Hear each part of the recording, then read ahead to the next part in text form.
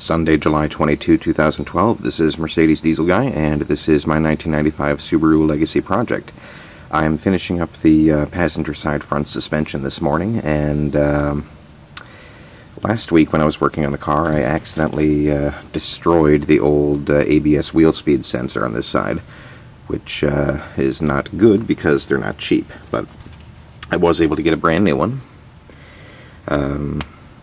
Actually, I wouldn't have even batted an eye at installing a used one, but finding a used one would have been more time consuming. So anyhow, here's the new sensor, and one issue I've noted is that just like the old one, it has this bracket right here, which actually is supposed to be secured by this nut on the camber bolt.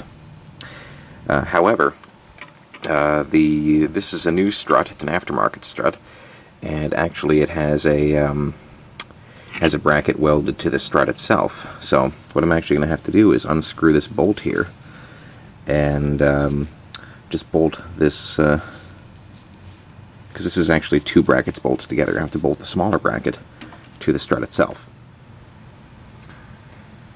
Okay, I got that bolt out, and I have this actually just loosely threaded in by hand now.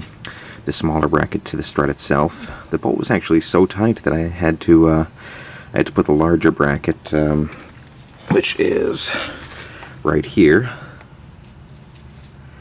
I had to put this larger bracket in my vise. You can see it actually even it bent just a little bit, but I was able to get the bolt undone, and now it's just loosely threaded in here by hand for now. I'll tighten this all down in just a minute. So the next thing to do is to take the sensor itself and bolt it into the steering knuckle.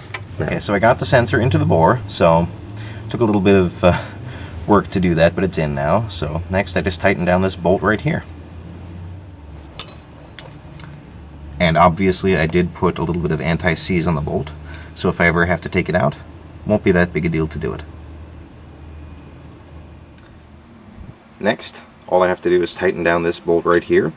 And for this bolt and the one down on the steering knuckle itself, I'm not going to worry too much about the torque specifications. Just don't go, just gonna not go nuts and snap them off. And obviously on both of these I'm also using a little bit of anti-seize in case I ever have to take them apart again in the future.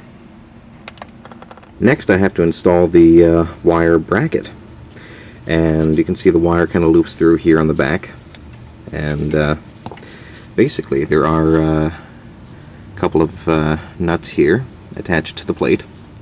So you just need to attach the plate here to the body. You can see there's some holes there for the plate, and this actually is probably one of those things where I need two hands. Oh wait, no, there it goes. And then next I bolt that down, and I'm going to actually use a little bit of anti-seize on those bolts again for the exact same reason.